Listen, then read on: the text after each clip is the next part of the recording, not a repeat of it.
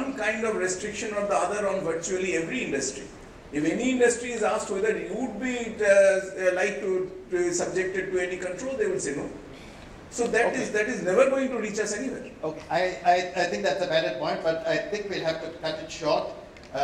Maybe we've not been able to address all the points. I really wanted to raise a point about whether it is absolutely essential that Indian cargo is carried on Indian bottoms. If the Indian shipping industry carries someone else's cargo, as long as it thrives, prospers, and does well, I would personally feel that that's good enough. If an Indian cargo is not available where an Indian ship is, and if some foreign cargo is available, what's wrong with that? But we'll leave that for another day, friends. Thank you very much. I'm told now I've got a very strong note from the side there that we must wind up. I believe Dr. Kalam is on his way and might be here any minute, and he wouldn't want to see all of us making these different points. Let me thank all of you from the audience. You've been a wonderful audience, and we have really enjoyed the interventions from the audience. I wish we had a little more time, and I'm sure we'd have had more interventions. I must thank the panel, because the panel has come forward and opened themselves out and made really good points. They haven't spared the punches, and that's what's made the session very good. Thank you, gentlemen. Thank you, ladies. Thank you very much. Thank you very much, all the panel members. Dr. Kalam can arrive any moment, so we request all of you to be seated so that we can welcome him. Kindly cooperate and be seated. He's just downstairs.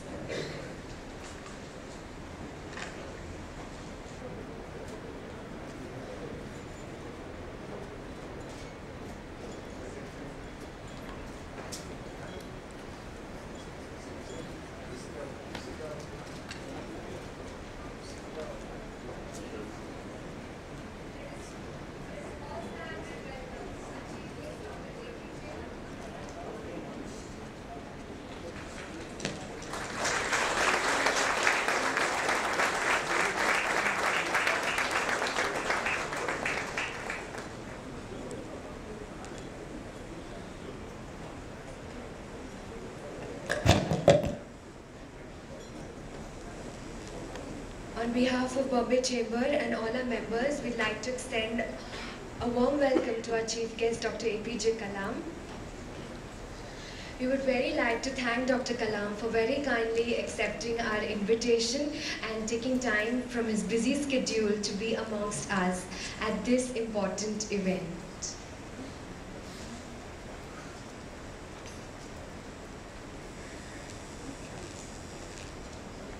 Though Dr. Kalam requires no introduction, we'd like to formally introduce our former President of India and highlight a few of his many achievements. Dr. Kalam became 11th President of India on 25th of July 2002.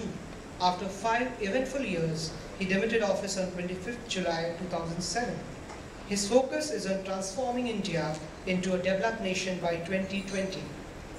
Dr. Kalam is one of the most distinguished scientists of India with the unique honor of receiving honorary doctorates from 45 universities and institutions from India and abroad. Dr. Kalam has addressed over 5 million youth below the age of 17 and inspired them to become an active participant of India Vision 2020. Based on his diverse experience, he has been propagating the concept of world knowledge platform through which the core competencies of organizations and nations can be synergized to innovate and create solutions and products for the challenges of the 21st century.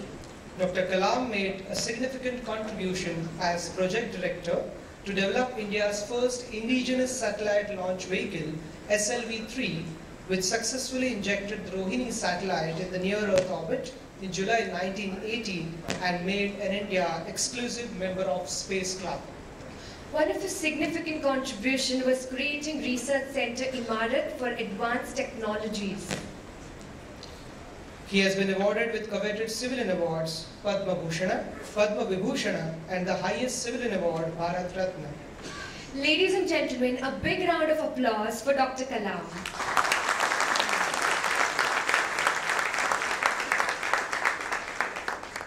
We now invite Mrs. Neera Saghi, President of Bombay Chamber, to say a few words.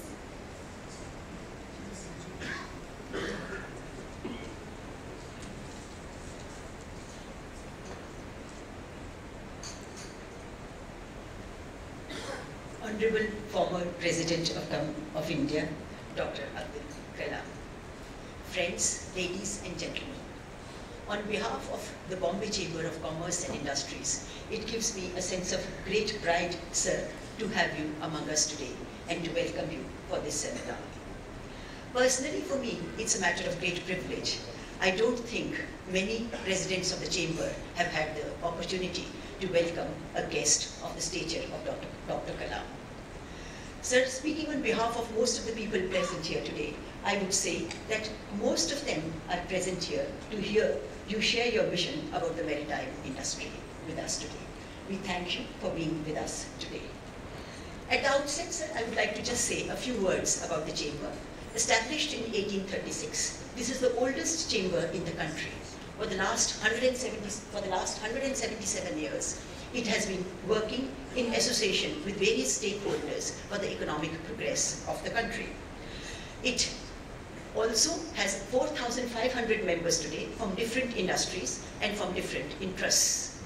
It has become a vocal voice in trying to establish communication between the government, the corporates, and the civil society. Very recently, we have started emphasizing on good governance and ethical conduct in professional and business life. We also insist on equitable distribution of economy and wealth. In 1998, the Chamber was the first to organize a meeting, an international seminar for the maritime sector. This conference is biannual. Every 2 years we hold it, and it has become a very prominent voice in trying to identify the various concerns of the industry. Today, we are meeting here to discuss shipping industry in the time of economic challenges. We hope that the recommendations and the policies, recommendations that we give today would be accepted by different stakeholders and implemented. Sir, I would like to conclude with your quotation. When learning is purposeful, creativity blossoms. When creativity blossoms, thinking emanates. When thinking emanates, knowledge is fully lit. When knowledge is fully lit, economic activity flourishes. On this note, I would like to conclude. I would welcome all of you present here today, and I would like to invite Dr. Abdul Kalam to share his vision of the maritime industry with us. Thank you, sir.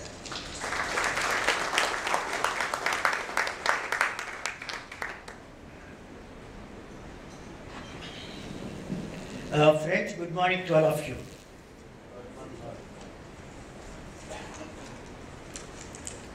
You know, when I see all of you shipping and ports, and also you call it International Conference for Ports and Shipping, I am reminded of visiting the island nation a decade ago. The island nation was Iceland. Iceland is a land, what impressed me is the whole economy is based on the shipping and fishing. And 8 to 9% of GDP comes out of fishing and fishing industry. Remember, Iceland has got a tremendous problem. There's a periodic volcanoes coming, and the earthquake coming, but it developed a fantastic model when volcano will come, when the earthquake will come, because a small island with a database they have validated when it will come. Apart from that, the shipping played a very important role in the economy. They go for deep fishing. In India, we don't do deep fishing and deep sea fishing. And there's the economy. And their trawlers, their ships, has got Iceland. I traveled one of the ships. They catch the particular type of fish, process it, package it. By evening, number of ships from Europe converge there and purchase all of them. So the marketing on the sea. fishing on the sea, and processing on the sea, and marketing on the sea. This type of innovation made a very big industry. I thought of recalling you. Because when you say shipping and ports, you can't decouple design, development, and manufacturing of the ships, because you all use the ships. And I hope next conference you will have include not only the operation of the ships and the economy of the ship and the conflict with the government and industry, also include shipping, construction, design, development, production also. So friends, I would like to greet Neeraji, Mrs. Neeraji, President, Bombay Chambers of Commerce and Industry, and Captain Anil Singh, Chairman of the Organizing Committee, Shri Vikas Katre, Director General of Bombay Chambers, all of you friends from the country, and also you have come from outside. For all of you, my greetings. Friends, I am indeed delighted to deliver an 8th Biennial International Conference on Ports and Shipping organized by Bombay Chambers of Commerce and Industry. My greetings to the organizers, industrial experts, members and officials from ports and shipping industry, exports and importers, and major minor ports, private port operators, maritime boats, port service providers, financial institutions, research analysis, shipping line and multimodal transport operators, insurance companies, IT and the IT service provider, consultancy organization, logistic firms, environment consulting firms, special invitees and distributed gas. Everybody is there except design, development and protection of the ships. I'm happy that the theme of the conference is shipping industry in times of economic change. And it's focusing on shipping, ports and coastal shipping and inland waterways. Inland waterways, my favorite area. And I am going to deal in a particular way because my friend Pondraj is here. This guy and myself we have prepared a roadmap how India can have an inland system, waterway, a smart waterway inland system, how it make a big change in the economy of the nation, like we have a quadrilateral road highways. These are highways of sea highways.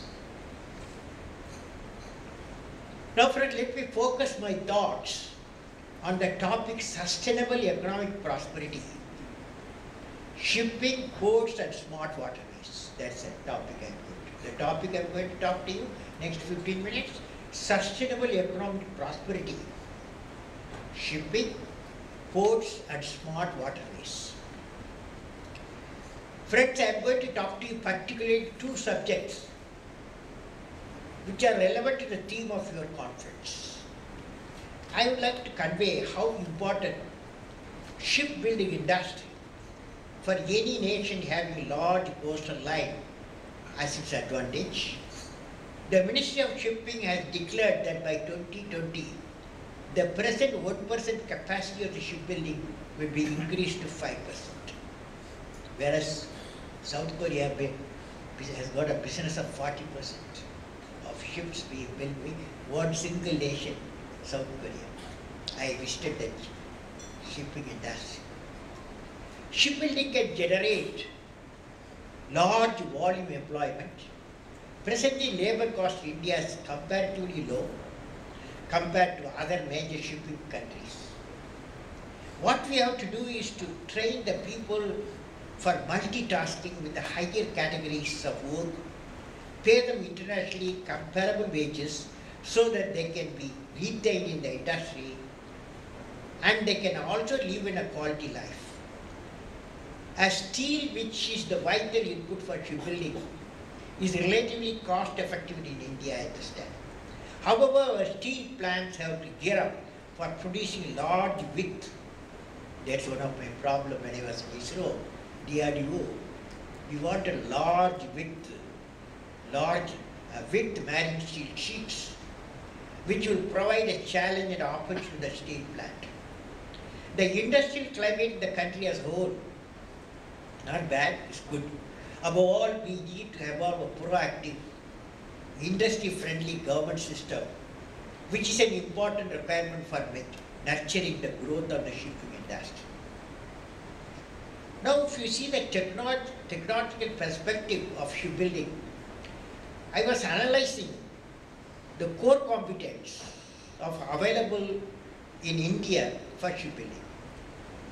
We have substantial capacity, capability, and quality human resource in the areas of hydrodynamics, metallurgy, composites, non-cavitating propulsion technology, watertight vessel design, power generation and distribution system, seawater desalination, and electronic communication, astro navigation, and surface preservation.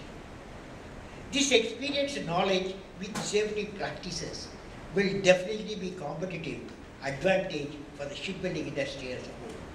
I myself come from a family of small shipbuilders, sailboats builders. For generation, my father, he lived 103 years, and in Rameshwaram Island, and his parents all were involved in shipbuilding, in the sailboat building, 2 sails, 4 sails like that, and they can carry 30, 40 passengers between Rameshwaram to Dhanushkodi for pilgrimage. So that was my business, our business. I was educated by the money out of their business. Now friends, shipbuilding targets.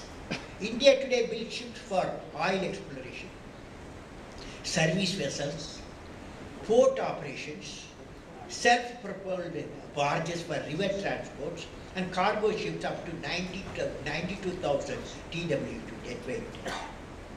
In addition, we have facility for building compact ships for the Indian Navy.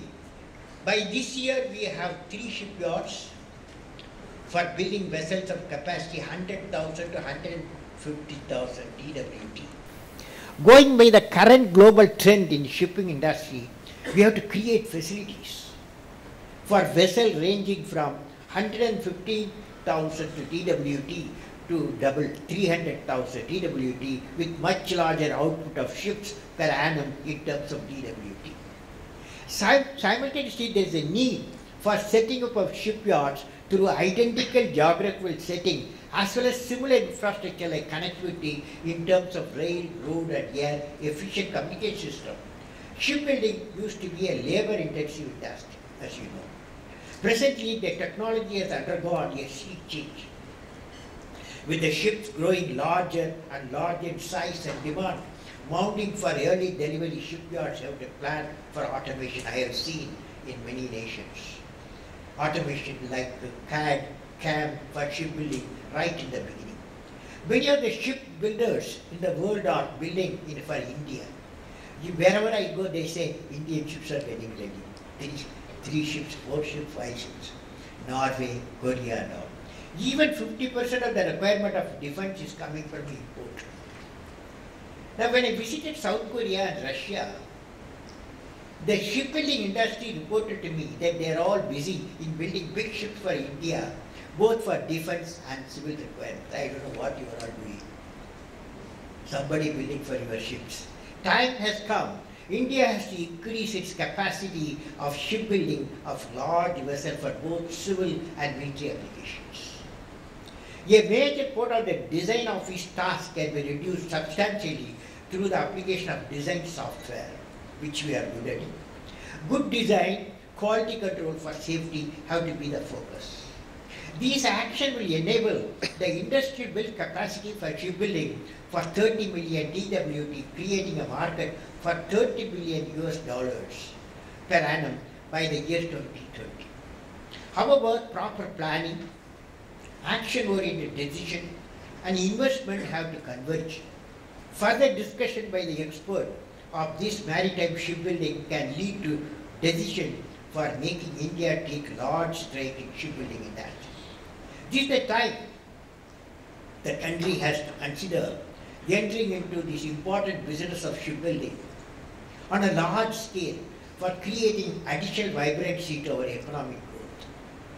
While I am with the shipbuilding community, I am reminded of the words of Mr. Tong Shin Shin, father of the Korea shipbuilding. He told me, he says that Korea currently handles 40% of the world shipbuilding business, and this is possible because it has been able to achieve. Korea has been able to achieve through sheer willpower of the people of Korea, with the business philosophy of responsibility, professionalism, creativity, and technical excellence. This is an important message for the entire shipping community of India, who dream to be the leader in the competitive business of shipbuilding and management. Now, if you comparison between shipping and automotive industry, because automotive industry we are good at it, and it all happened last 2 decades. Friends, before discussing about shipbuilding industry, I would like to talk about the growth of automobile industry in India. During the last 2 decades, Indian automobile industry has taken long strides. After 1983, the standards of automotive technology has got redefined, and Indian consumers are able to get what their Western counterparts are getting. You have got a choice.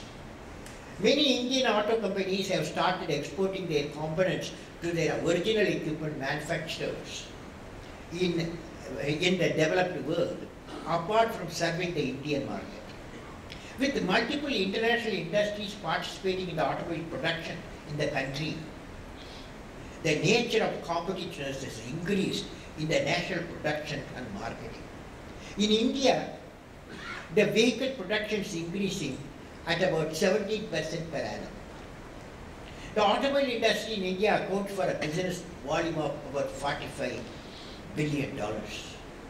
Definitely has a potential to grow much faster both through Indian manufacturers and many well-known international manufacturers who have established huge facilities in India.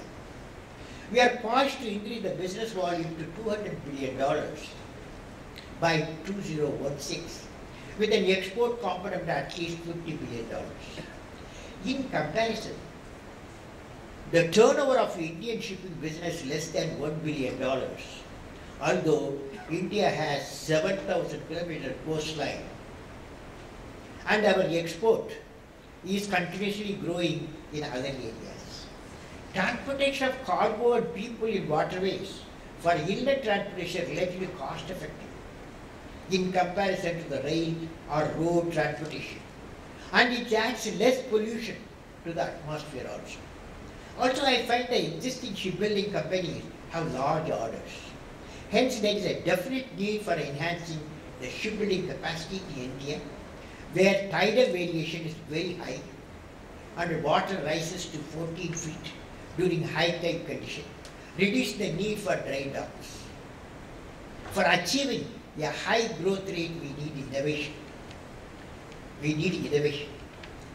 Innovation is indeed the capital. When I was studying the Global Innovation Index report for the year 2012, I found that as per Global Innovation Index, Switzerland is ranked number 1, Sweden number 2, Singapore number 3, Finland 4, UK 5, Netherlands 6, USA 10, Germany 15, Russia 51, Thailand 57, India is in 64th rank. But the Innovation Efficiency Index ranking efficiency score for the top 10 countries, China has achieved 1.13, India has attained 1.1, Switzerland 1.01, and Netherlands 0.92. The relationship between the GI, that is Global Innovation Index, and the efficiency ratio is positive. as expected, improving that more efficient countries achieve an average better GIA scores. The top 10 countries in the Innovation Efficiency Index are countries particularly good at surmounting relative weakness in their input sub-indices with a robust output results. There is a relationship. My lecture will be available in my website www.abdulsalam.com. So details you can study there. There is a relationship between Innovation Index and competitiveness. The Global Competition Index of last year, 2012-2013, has ranked Switzerland number 1, Singapore 2, Finland 3, Sweden 4, USA 7, Japan 10, Canada 14, Australia 20, China 29, Indonesia 50 and India 59. India is 64 Global Innovation Index. Our ranking Global Competitiveness Index was 59 last year. India has to graduate from the present ranking in Competition Index of 59 and become equal to economically developed nation within the top 10. That's a big challenge for all of you. Growth competitiveness is determined by the innovative ability of an organization. The innovation arises from the institutional initiative and the R&D productivity of the firm, shaped by policies in nature of local institution. When I am in the midst of the members from shipbuilding industry, certain recommendations have to come out of this exposition by establishing methodology to improve our competitive index from 48 at least to 10 in less than 5 years. I would also request you to suggest measures needed for improving competitiveness of the shipping industry. This requires the combined efforts of researchers, technologists, production engineers, business leaders, above all political system with standard manufacturing practices. The major problems of growth associated with the shipping industry are inflexible labor laws, reservation of many items to be small-scale industry, and also non-availability of support infrastructure such as ports and roads. Now ports in India, Maritime Agenda 20, port capacity, Maritime Agenda 2010-2020, 10 years. A perspective plan of the shipping ministry has been launched recently with an envisaged investment of 165,000 crores in shipping sector by 2020. This is what recently talked about. I was happy to see a major highlights and growth expected. Creation of a port capacity of around 3,200 million tons to handle the expected traffic about 2,500 million tons by 2020. Promoting the coastal shipping will assist in decongesting our road and environment friendly, I agree. Increasing India's share in global shipbuilding to 5% from the 1%. Korea does 40%. The total proposed investment in major and non-major ports by 2020 is expected to be approximately 287,000 crores rupees, and shipping sector will be around 165,000 crores rupees. Now I suggest development of ports through PPP model.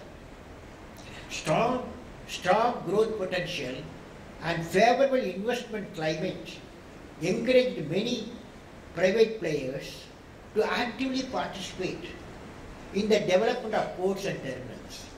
To meet the increased demand, increased investment required to all major and non-major ports for establishing the world-class infrastructure for cost-effective, most efficient handling of cargo with fully mechanized tools. There are many popular public-private participation models available worldwide.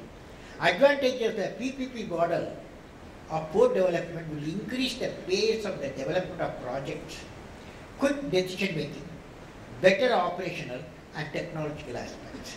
This will enhance the Indian ports on par with the international ports in terms of performance and capacity. Now, suggestion for the development of shipbuilding industry I want to give. With this ambience and based on the discussion in the exposition, I suggest the following action for the stakeholders, all of you. Number one, create a number of strong ship design centers. System engineering of ships, system integration, system management have to be the foundation for the shipbuilders. As shipbuilding is a long lead time activity, there is a need for evolving a long-term 20-year vision for shipbuilding capacity in India. India should aim to build 30 million DWT capacity per annum by year 2030.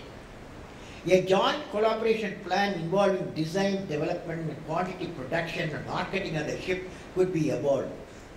We have got a good experience, BrahMos, a cruise missile between Russia and India, and they invested $300 million. They are doing a business of $10 billion.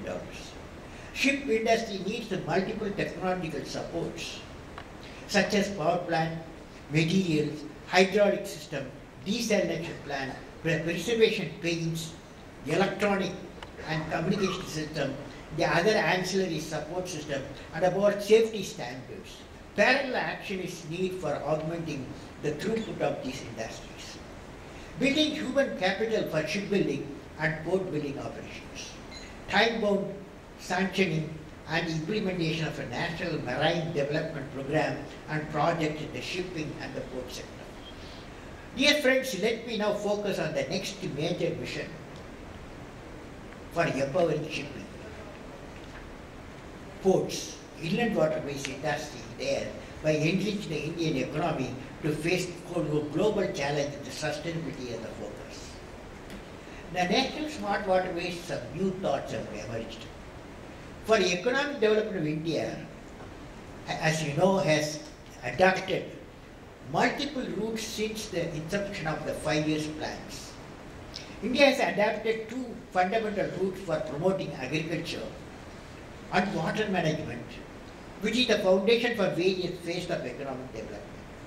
The first route for the 3 decades after independence is build major hydro dams, very large in Nehru's time, reservoirs, tanks, lakes for better water management, and hydropower generation to accelerate 3 sectors of the economy.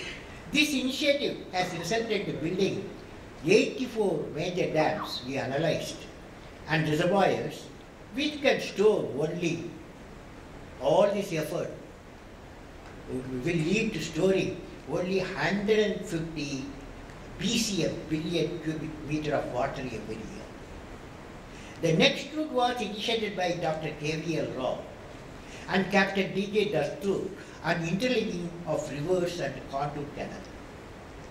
Subsequent to the national discussion, various studies have brought out the fact that it has a lot of technological, environmental, financial and political leadership challenges, which has not taken a shape so far for realizing its implementation, even though it's a very vital and important project for the nation.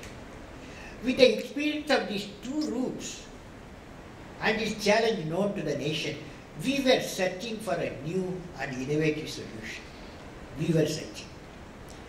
We have studied the India's water management problem with reference to the present capacity and its water balance. India gets approximately 400,000 billion cubic meters of water every year from all natural resources. Out of these, 700 BCM are lost in the evaporation, and another 700 BCM are lost during the flow on ground. Also, the large part of water, namely 1,500 BCM, flows into the sea due to floods every year. Thus, the remaining available water is only 1,100 BCM. Out of this, groundwater recharge accounts to 430 BCM per year, and the present utilized surface water is 370 BCM. The balance unutilized water which can be harnessed is 300 BCM. We have also studied the interlinking of the rivers program and visited many countries to study the way they manage their water, rivers, and floods and drought conditions successfully. We have studied the USA's Mississippi Ohio River system and the networking of waterways. We witnessed how Canada and USA had an experience in creating waterways through the Welland Canal, which bypasses the Niagara River and Niagara Falls between Lake Ontario and Lake Erie. Also, we studied how the waterways and water management is done in Northern Ireland and Netherlands. In India, a new thought is emerging as the third solution called national waterways on river connectivity. After studying all these options, we have come to the conclusion that the right solution of India is to establish the National Smart Waterways Grid Mission. National Smart Waterways Grid Mission, which will connect the rivers, dams, reservoirs, and catchment areas at a particular height to use the floodwater and issue the floodwater on demand to any deficient region in the country. Our paper on smart waterways of India gives possible solution for generation of India and water management in all conditions. The possible solution that in the National Smart Waterways Grid, implementation of National Smart Waterways Grid across India will have the following characteristic to harness the 1,500 BCM of floodwater. This National Smart Waterways Grid will become a natural reservoir and will use at least 600 BCM out of 1,500 BCM of floodwater which goes to sea every year. It will act as a natural reservoir for 15,000 kilometer length. It may provide drinking water, 600 million people. Irrigation is 150 million acres of land. 60,000 megawatt power generation. Due to groundwater recharge, it will save 4,000 megawatt power. All India navigation for waterways transportation, which is more than 10 to 20% fuel saving compared to road transportation. Oil import reduction is the tune of rupees 1.5 lakh crore per year.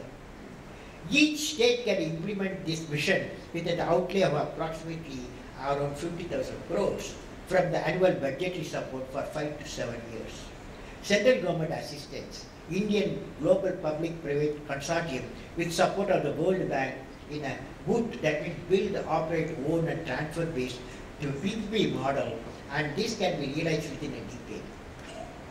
The Indian Golden Quadrilateral Roadways project, for instance, is a major step towards infrastructure development, transportation, easier and faster access to this destination for passengers, freight in a huge project that became a reality today because of the visionary of the Indian leadership at the center. Now friends, we should evolve such a vision for the national smart waterways. We should evolve an innovative infrastructure vision such as launching a national smart waterways grid mission for creating a zero-slope natural reservoir at 250 meter mean sea level for 15,000 kilometers like the Golden Quadrilateral Road Mission, which connects the entire India, that will make that waterways grid as an economic hub. Friends, the National Waterway Grid, you are the first agency we are presenting. We are marketing our ideas first time, and it will appear many of media also. In conclusion, friends, when I am in the midst of business leaders from the shipping and ports, I will discuss the most important ingredient that will enable us to realize the world knowledge platform. My study indicates that the creative leadership is the most important component. Creative leadership is the most important component for attaining success in all missions. I would like to define leader based on my own experience. Leader must have a vision. He or she thinks nearly 20 years ahead. Leader must have a passion to transform the vision into action. Leader must be able to travel in an unexplored path. He never or she never travels in the explored path. Leader must be able to travel in the unexplored path, I said. Leader must know how to manage success and failure, particularly failure. And leader must have a courage to take decision, fast decision. Sometimes decision will be bad also. Leader should have a nobility in management. In spite of all these things, nobility in management. Every action of the leader should be transparent. Leader must work with integrity and succeed with integrity. Work with integrity and succeed with integrity. For the growth and success in business and trade, particularly shipping industry, what is needed is a creative leader. Who is the creative leader? Creative leadership means exercising the vision to change the traditional role from the commander to coach, manager to mentor, from director to delegator, and from one who demands respect to one who facilitates respect. For vibrant growth for Indian business, particularly the important thrust will be on the growth in the number of creative leaders and innovative organizations that can create wealth through mutually benefit partnership. My greetings and best wishes to all the participants of the 8th Biennial International Conference on Ports and Shipping and the members of the Bombay Chambers of Commerce and Industry and business leaders for success in their mission of making the shipping industry an important factor for the national economic change. May God bless you all, friends. Thank you.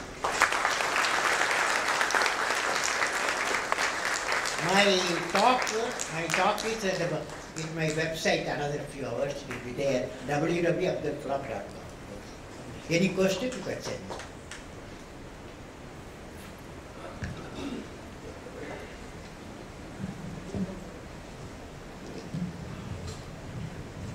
Thank you, Dr. Kalam, for such an insightful speech. I'll request our Director General, Mr. Vikas Kadre, to present a silver salver to Dr. Kalam as a token of our appreciation.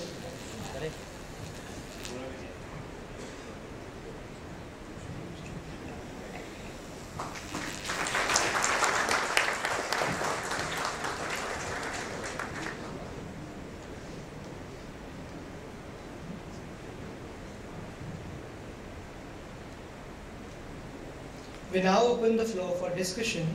You're requested to briefly introduce yourself, mentioning your name and organization before you pose your question to our Chief Guest, Dr. Abdul Kalam.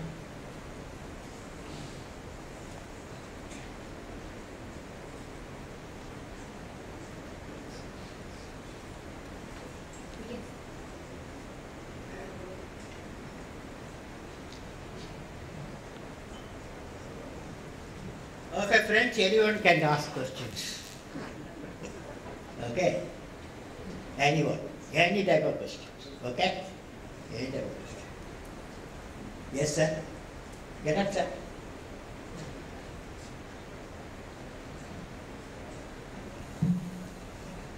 Sir, thank you so much for your ideas on the way forward. I just want to, as somebody who's been very successful in India in implementation, the flaw in our country is we have wonderful ideas, we have conferences, we have thoughts, but the implementation is very poor. Could you give us some guidance on how to improve the implementation part? See, I have a feeling finally the leadership.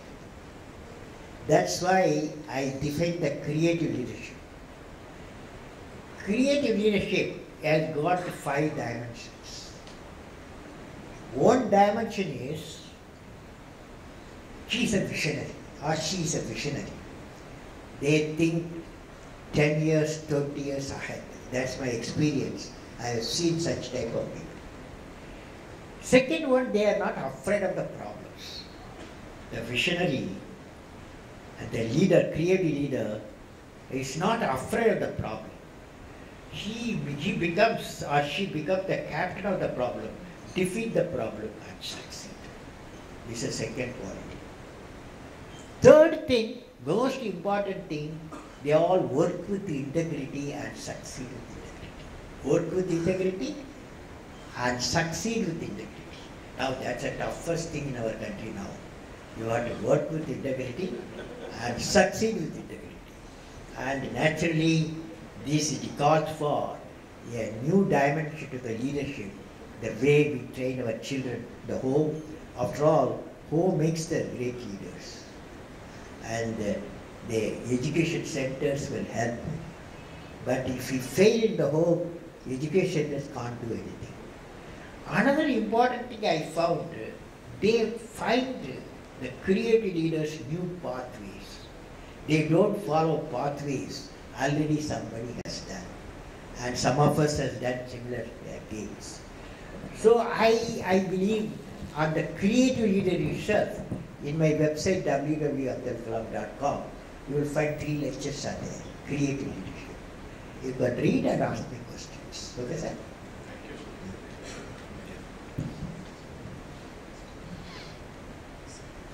Why only first row? You got anybody can ask. Yes, sir. Good morning, sir. It's been a privilege having seen and heard you for the very first time. So you talked about the fact that there is a need to promote very, very consciously as a culture, as an ecosystem, research and development, probably stemming from ideation, thought processes. So clearly from your experience, Carl, over decades of scientific research, how strong are we in terms of creating intellectual property rights? Because that's an area, I mean, I'm subject to correction here, that we have, I mean, a plethora of institutions, but when it comes to IPR creations, which is the key thrust, I'm afraid we're still trailing behind. That's just as a thought, sir. The other one is on the smart grid that you talked about at fair length. Is it entirely driven by IT and ITES solutions? Which one? The smart grid, the smart waterways. Is it propelled by the IT, information technology, and information technology enabled service platforms? Thank you. Sir, smart waterways, the word smart doesn't mean it's driven by IT. Okay? What it means is the waterway, it works all the 24 hours, day and night, in all seasons it works. So that's what we meant when we said smart waterways.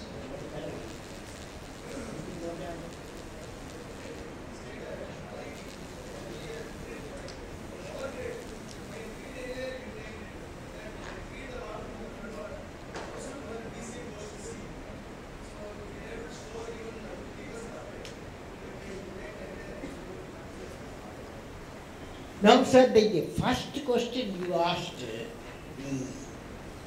the typical leadership profile, how it should be, how it is, that is intellectual property rights. See, I have come from 2 organizations. One is Indian Space Research Organization. Another is Defense Research and Development Organization. My team, the thousands of engineers, scientists, and also workers from different industries. They, of course, first time they built a launch vehicle. The capacity they built, how to put a satellite in the orbit, first organization. The second organization, we built Agni missile system. It can reach 2,000 and beyond. I did 2,000, my friends have made it 5,000. So this capacity has been built, design, development, production, deployment, all Indian. Now I don't know how to do with intellectual property rights. You know, it's your own intellect has worked. So we have to evolve certain principles. For example, now CSIR has got a program, what is called open source code. They are developing for TB, tuberculosis, a foolproof drug they are developing, a medicine. Now, open source means anybody can give ideas in the website. They have opened everything. Nearly 300 scientists, engineers, technologies are contributing. Exactly the question come in. How do you evolve? How do you evolve the intellectual property rights? There is debate going on in the website. You may like to study that. It's called CSIR Open Source Code. Okay, sir? Anything that side? Okay? Yes, yes. So my name is Captain Mazumdar. I'm from Calcutta. So you are... What do you do, sir? I'm in shipping, sir. Okay. And I work for a company called Seahorse Ship Agencies Private Limited. I'm the executive director. So you are the first citizen of India and you're a leading scientist. My question to you is your views on power, sir. India is a country which has severe power shortage. I'd like your views, sir, on nuclear power and thermal power. We seem to be growing more on the thermal power, which is a polluting industry, and yet that keeps on growing. And now the problem is also the imported coal, where the prices are shooting up. Vis-a-vis, the citizens of the country don't want nuclear power due to the catastrophe that has taken place in the world. May I have your views on this? What is the way ahead for India? Well, you have asked me a very important question close to my heart. I have propagated last 10 years what is called energy independence. Energy independence means your conventional energy source should become independent. That means, we generate 150,000 megawatt of power now.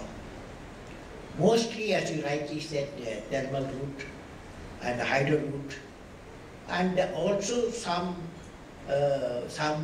quantity in other areas.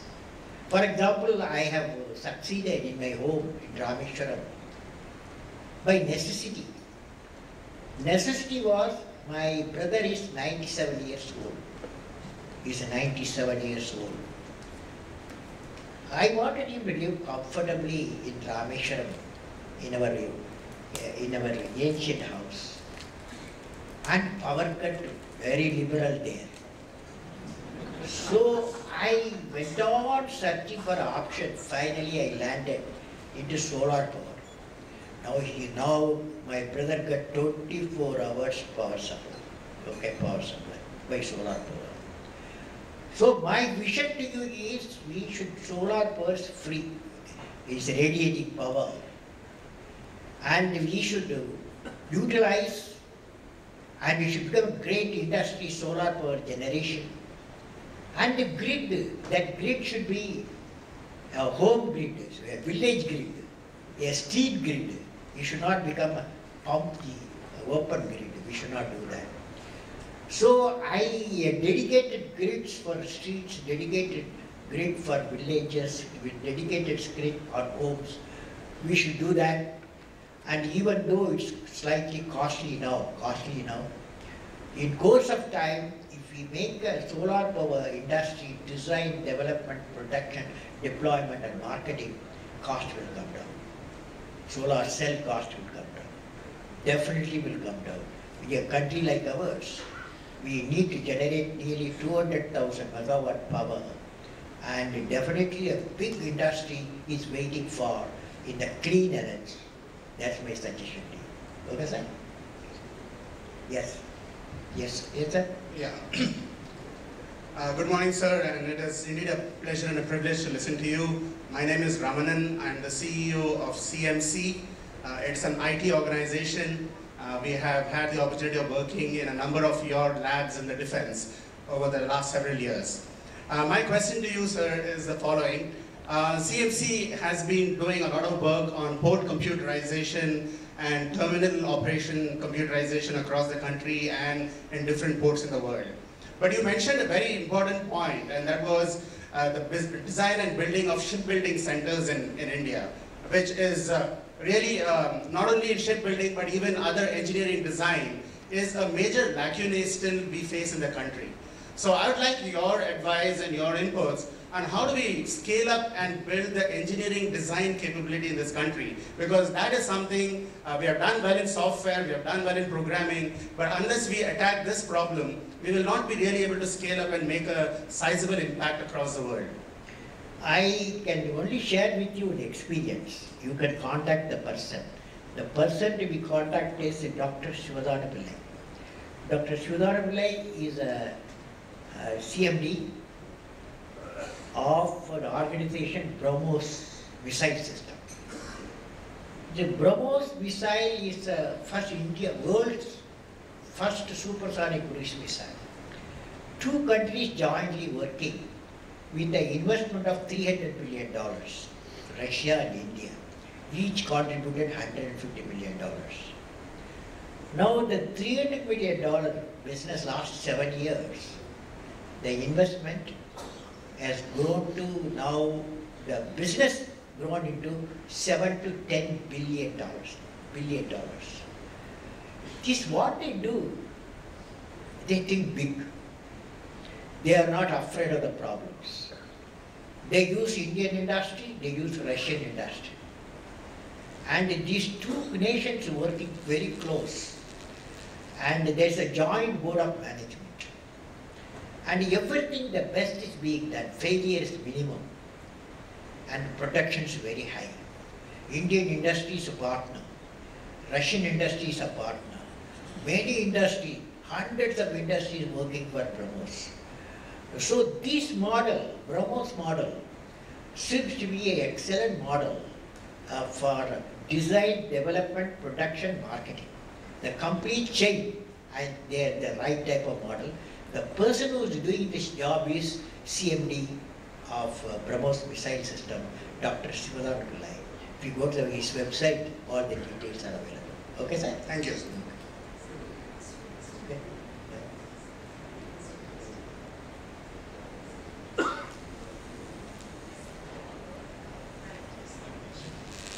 Five prayer.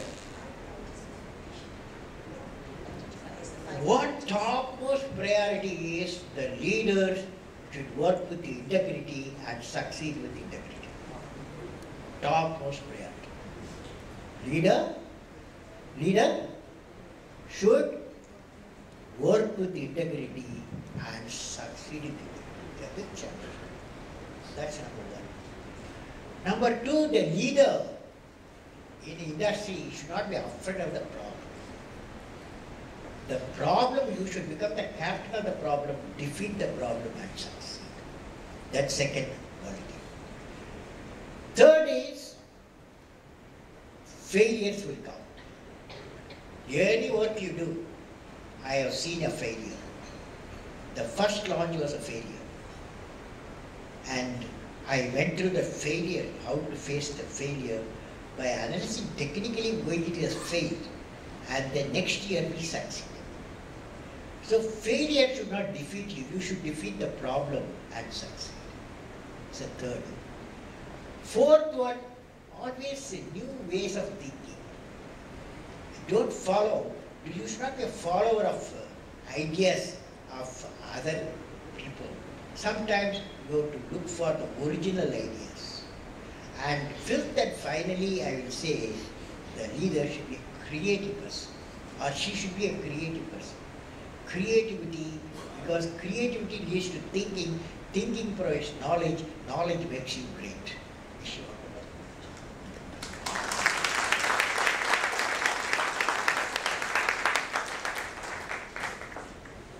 Thank you, Dr. Kalam, for very patiently answering and attending to all the questions posed out here.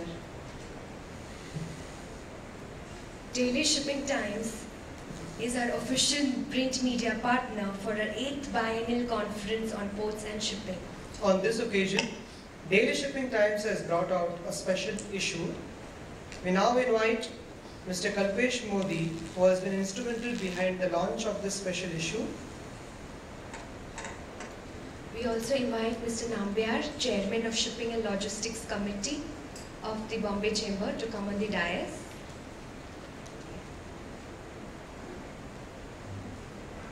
It's now time to unveil this special issue.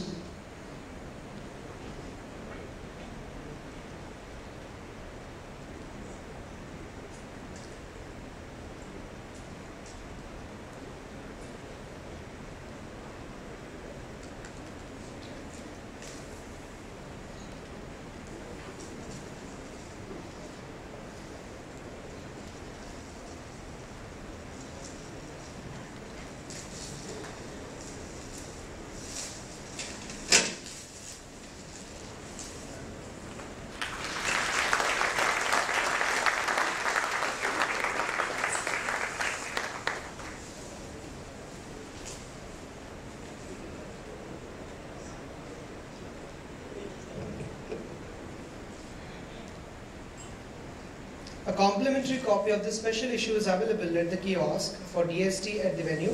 You may please collect your copies.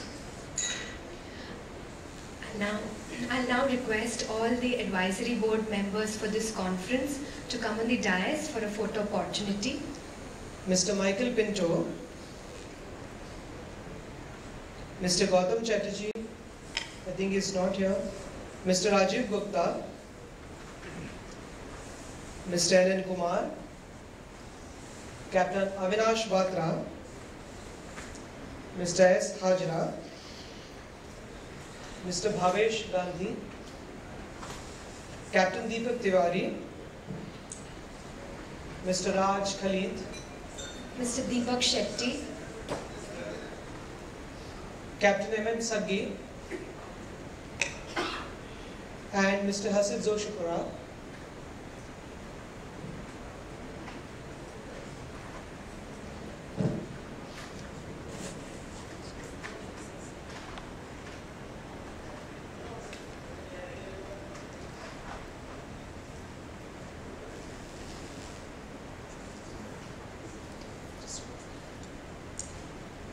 Mr. Nambiar. Yeah.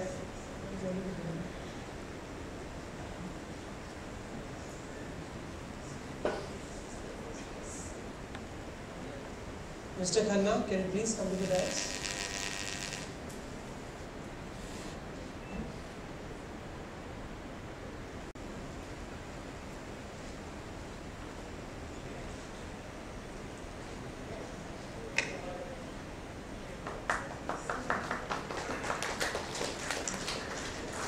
We now request Mr. Vikas Kadre to give the vote of thanks.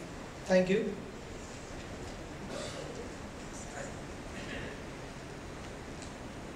Dear sir, we are really honored to have you here and have your listen to your thoughts. They are very. I mean, we are really honored that this is the first time we know that you are coming from a family of shipbuilders coming for a shipping conference, which itself is a great thing. I won't get into. I mean, there are so many thoughts that you have expressed related with long coastal shipping line, which can actually become useful for the exports, the entire innovation index, and the global competitiveness where India needs to improve upon. Your thoughts on leadership, essentially the mentoring, the creative leadership, have been very, very useful to us. Sir, thank you very much. Thanks for coming here from all of us. May I request an applause for Dr.